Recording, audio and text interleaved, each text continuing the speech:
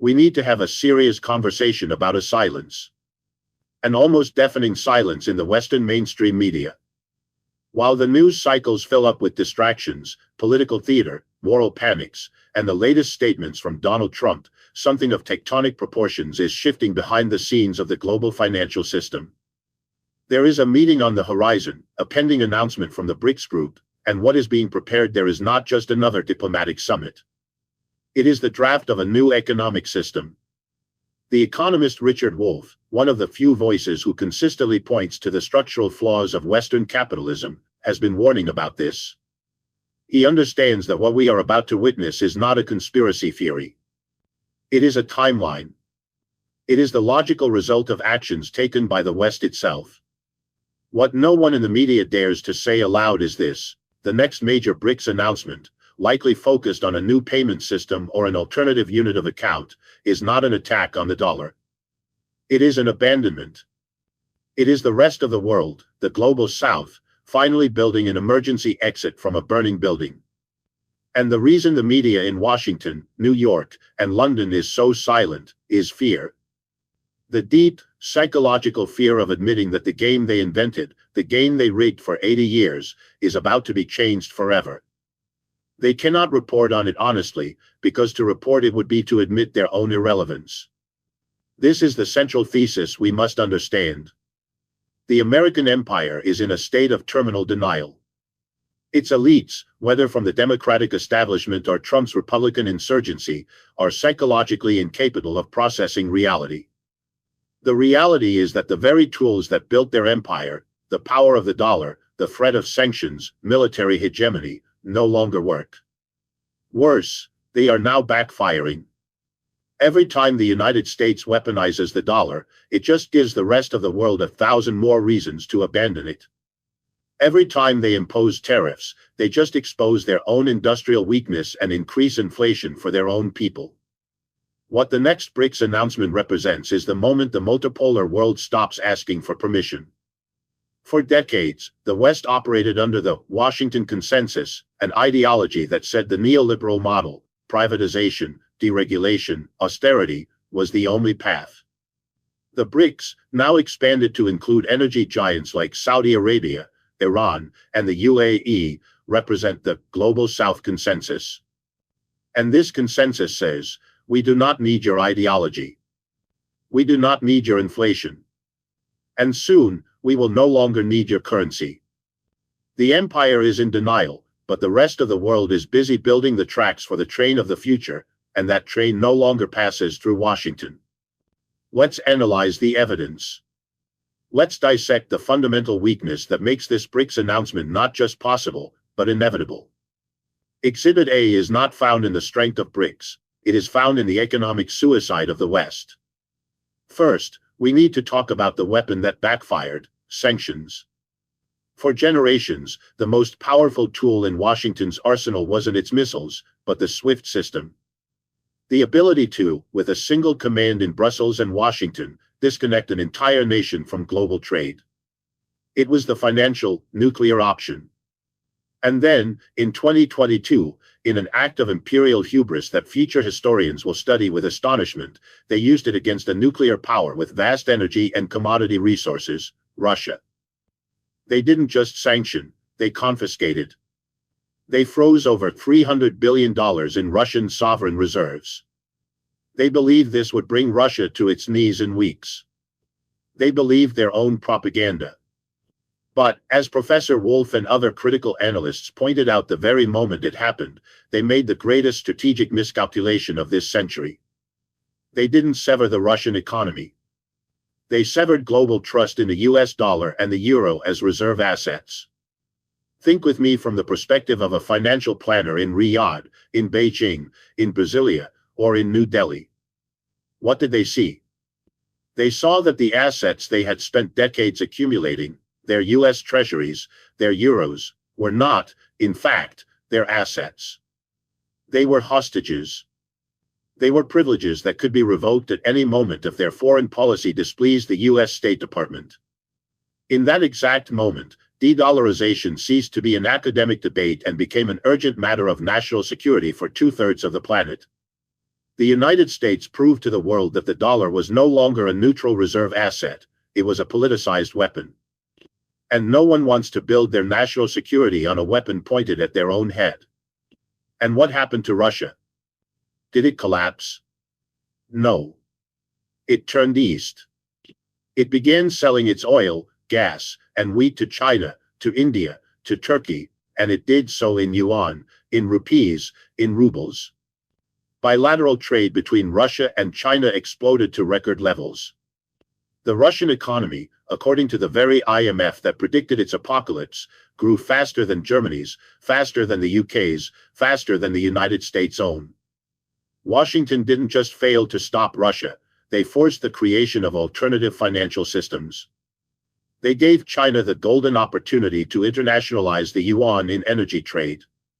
They accelerated the development of CIPS, China's interbank payment system. They encouraged Russia and Iran to create direct exchange mechanisms. They paid, with their own arrogance, for the rope that is now being used to tighten the noose around the dollar's hegemony. The next BRICS announcement is merely the harvest of what Washington sowed in 2022. Second, let's look at the internal rot. The empire is sick from within. The United States economy is not an economy of production, it is an economy of finance and debt. It is a house of cards built on a mountain of over $34 trillion in national debt. A number so vast it has lost all meaning. But it hasn't lost its meaning for the service on that debt.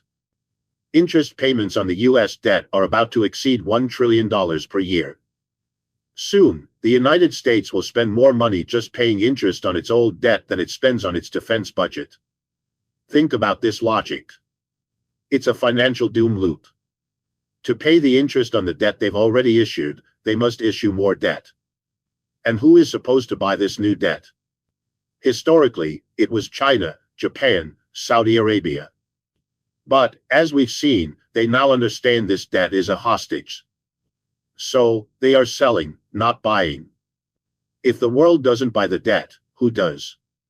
The Federal Reserve itself, the U.S. Central Bank. And how does the Federal Reserve buy this debt? It prints money. It creates dollars out of thin air, a process they politely call quantitative easing. And what happens when you print trillions of dollars from nothing while your real economy isn't producing more goods? You get inflation. The devastating inflation that the American and European people have felt for the past 3 years. And here, Richard Wolff's analysis is absolutely essential. The media and politicians in Washington lied to their people. They said it was Putin's inflation. They said it was the supply chain. But, as Wolff proved with data, it was, in large part, an inflation of corporate greed. It was a choice. Megacorporations saw the crisis as a perfect excuse to raise their profit margins to historic levels, and the government did nothing to stop them. And what was the Federal Reserve's solution to the inflation they created? It was to raise interest rates to brutal levels. But this wasn't to stop corporate greed. It was, as Wolff argues, to discipline labor. It was to create unemployment, to crush the bargaining power of unions, to force wages down. It is an internal class war. The West is trapped. It cannot lower interest rates, or inflation explodes again. But it cannot keep interest rates high, or the cost of its $34 trillion debt will bankrupt it. It is a system in collapse, addicted to easy money, now forced to swallow its own poison. And the rest of the world sees this. The BRICS see this dysfunction. And they asked, why should we tie our economic future to an empire that is at war with itself, that can only survive by printing money, and that exports its inflation to us? The BRICS announcement is the answer to that question. Finally, the third proof of Western weakness, desperate protectionism. When financial coercion fails, and when the internal economy fails, the only tool left for the empire in denial is to build walls. It is the theater of tariffs. Look at the absolute hysteria in Washington over Chinese electric vehicles. The United States, the country that preached free markets and globalization to the world for 50 years, the same country that forced nations to open their markets and destroy their local industries, is now terrified. Terrified of competition. Terrified because a company like BYD in China can produce a high-quality, often superior, electric vehicle for a fraction of the cost of an American car.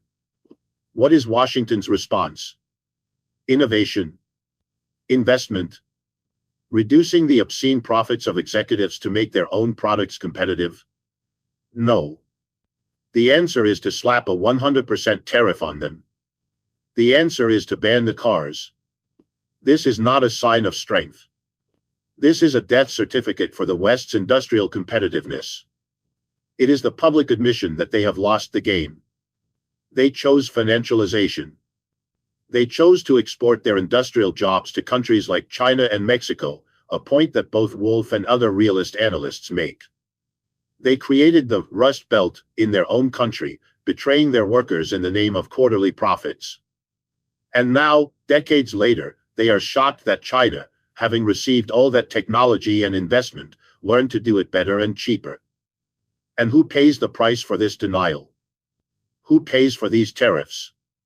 It's not China. It is the American consumer, who is now deprived of affordable, high-quality cars. It is American companies that rely on Chinese components and now see their costs rise. They are, in effect, sanctioning themselves. They are making their own economy more inflationary and less efficient to protect the profits of a few cartels that fail to innovate. This is the landscape.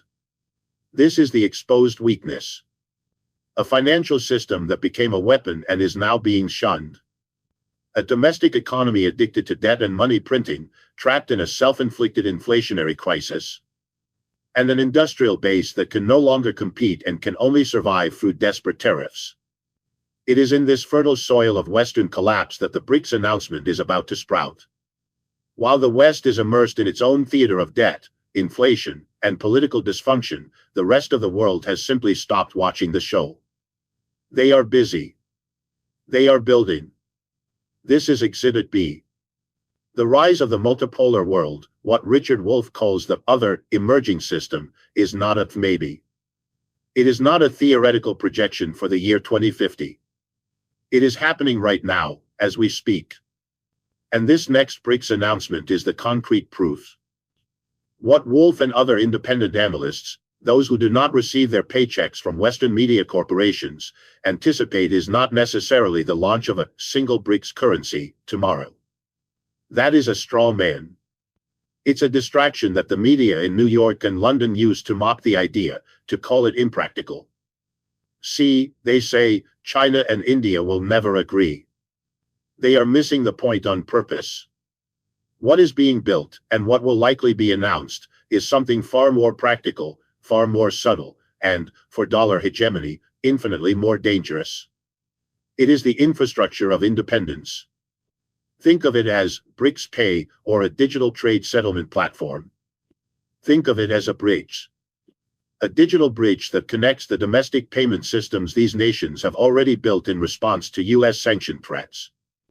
The bridge connects China's CIPS, Russia's SPFS, India's UPI, and Brazil's central bank instant payment system. Why is this so revolutionary? Because this bridge makes the SWIFT system irrelevant.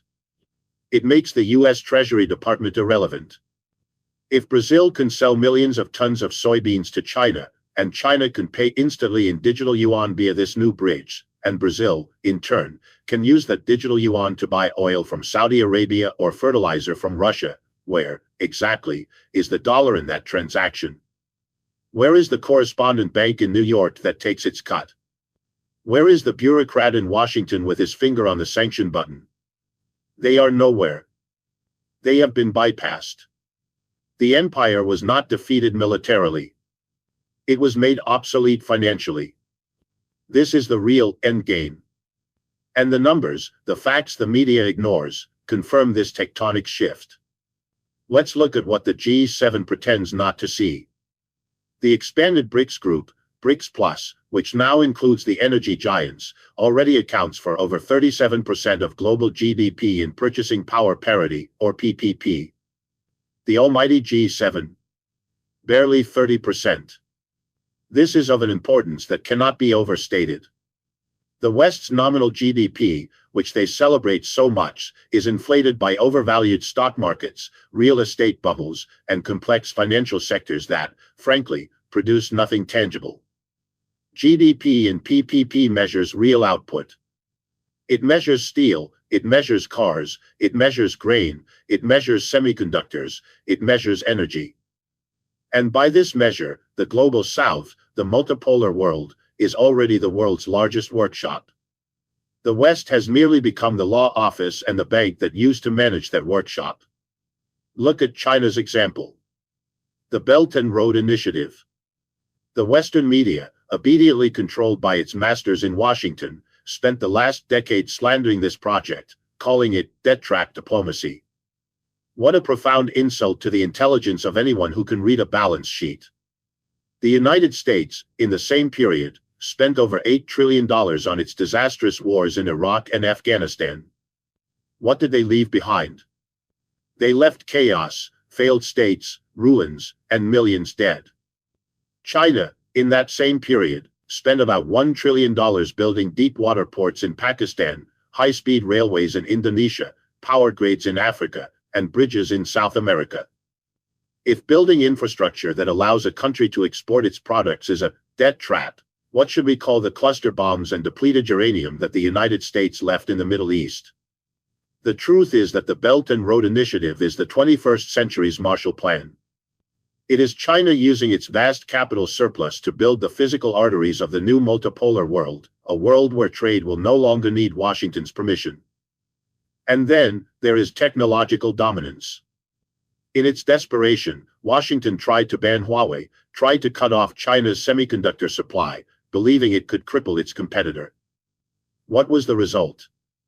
Huawei shocked the world by releasing a cutting-edge 5G smartphone, built with chips they developed themselves despite the sanctions. China is now, because of American arrogance, on a path to total self-sufficiency in chips. And in the field of electric vehicles, it's a slaughter. BYD, a Chinese company, surpassed Tesla as the world's largest seller of EVs. Chinese companies control more than 70% of the battery supply chain. Joe Biden's 100% tariff is not an act of strength. It is a white flag. It is the desperate cry of an industry that can no longer compete. It is the public admission that American neoliberal capitalism, focused only on shareholder value and stock buybacks to inflate executive bonuses, forgot how to innovate, forgot how to build, forgot how to compete. But the masterstroke, the central pillar that makes this next BRICS announcement the watershed moment Professor Wolff predicts, is energy. The petrodollar system, the sacred agreement made with Saudi Arabia in the 1970s, was the foundation of American hegemony. It dictated that all global oil must be traded in US dollars. This created a permanent, artificial demand for the American currency, allowing the United States to export its inflation and finance its infinite deficit simply by printing green paper. And what happened last year? Saudi Arabia, the United Arab Emirates, and Iran became full members of BRICS. The OPEC Plus cartel, which controls the majority of the world's energy, is now, in practice, fused with the world's largest energy consumers, China and India. Saudi Arabia is no longer just considering accepting the yuan. It is actively selling oil to China in yuan.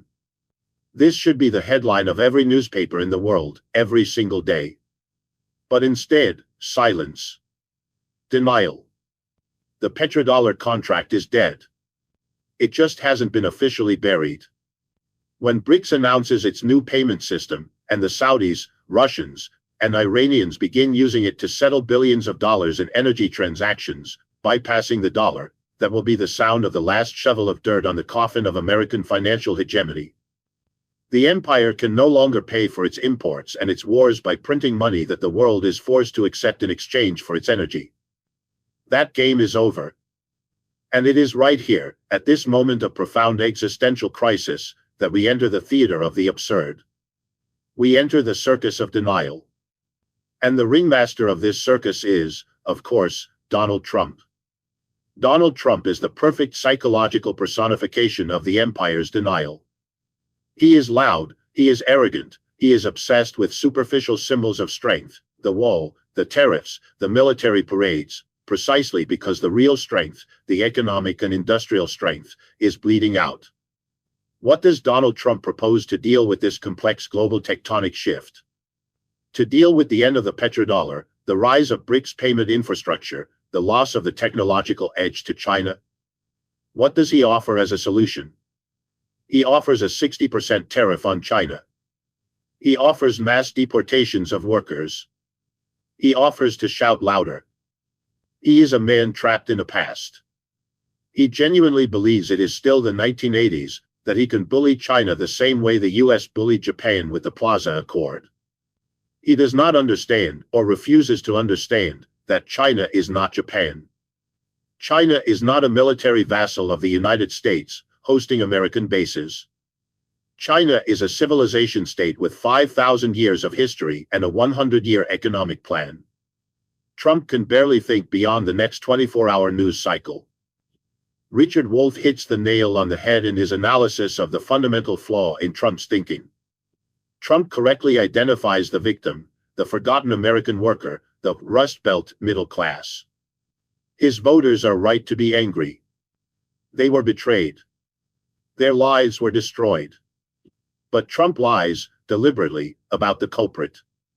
Trump points the finger at the Mexican immigrant picking fruit or the Chinese factory worker earning less. But who, in fact, signed NAFTA, the agreement that sent millions of American industrial jobs to Mexico? It was Bill Clinton, a Democrat, with Republican support. Who gave China, most favored nation, status in the World Trade Organization, accelerating the largest transfer of industrial wealth in human history? It was the elites of both parties, in the name of corporate profit. Who took the trillions of dollars in tax cuts that Trump passed in 2017? It was the same corporations that used that money, not to build new factories in Ohio or Michigan, but to perform record-breaking buybacks of their own stock, inflating CEO pay while closing more plants. Trump is not the antidote to the system. He is its most grotesque and loudest product. He is the real estate speculator, the king of debt and bankruptcy, who pretends to be a champion of the people. He criticizes the Federal Reserve, but only because he demands 0% interest rates so his own indebted real estate deals can survive. He is the symptom. He is the high fever of a sick empire. His bluster, his obsession with winning, his pathological inability to admit reality or change, that is the psychology of Washington, D.C. in a nutshell. While the multipolar world, led by BRICS, is quietly in the basement, building a new financial operating system for the planet, Donald Trump is on the main stage, screaming about the size of his inauguration crowd. It is the final distraction. It is bread and circuses, designed to keep the American people angry at the wrong people, while the financial foundations of Rome crumble beneath their feet. So, let us be absolutely clear. The next BRICS announcement, whether it's a payment platform, a commodity-backed unit of account, or a simple agreement to expand trade in local currencies, is not the beginning of anything. It is the conclusion. It is the logical conclusion of decades of imperial overreach. It is the inevitable consequence of turning the world's reserve currency into a weapon of war. It is the end result of the West choosing the casino of financialization over the workshop of production. It is what happens when an empire becomes so arrogant that it believes its own rules do not apply to it. Richard Wolff is right. The global economy is about to change forever. Not because BRICS is launching an attack, but because they are finishing the construction of an ark.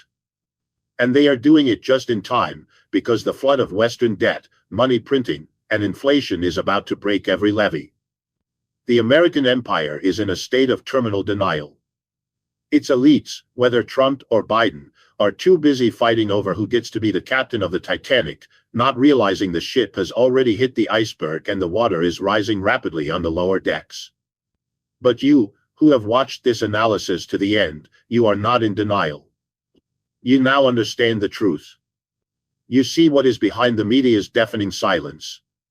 If this analysis has made you see the world with new eyes, if you understand that there is a fight for dignity happening, then do not stay silent.